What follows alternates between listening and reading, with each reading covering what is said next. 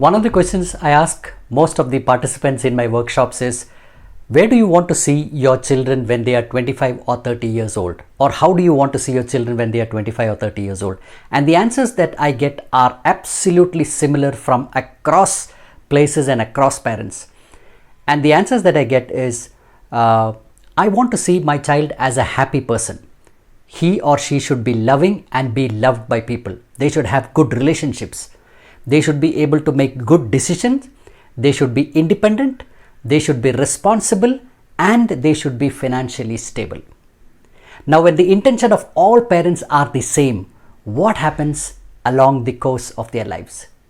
See, we send our children to schools wherein they only learn subjects: physics, chemistry, botany, zoology, Hindi, Kannada, Malayalam. And when they go for higher studies, it's either engineering, digital marketing, medicine, or something like that.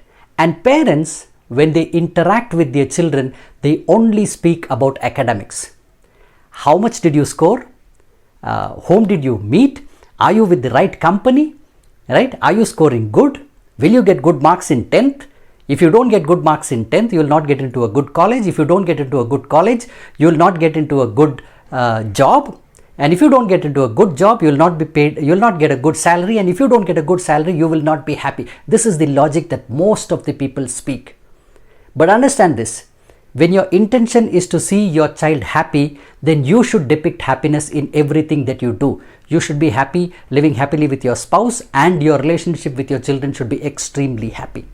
If you want to see your children as responsible, then you should allow them to make mistakes and they should learn from their mistakes. You should not do things for them.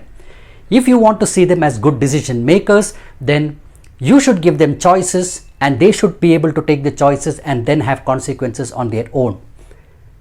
And if you want to see them as financially stable people, you should be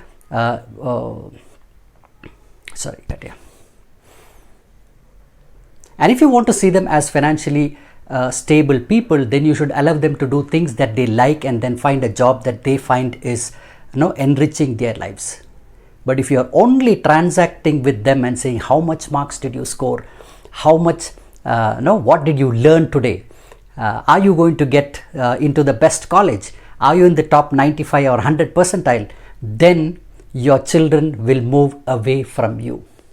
So your intention may be right, but if the methods that you're using to interact with your children on a regular basis is wrong, then the clashes between you and your child is only going to increase. So good intention coupled with right action can create magic. So if you like this video, click on the subscribe button and share it with as many people as possible. And also you'll find a link to my next workshop wherein I will give you the entire blueprint of how you can have the best relationship with your children and help them grow to become the best version of themselves.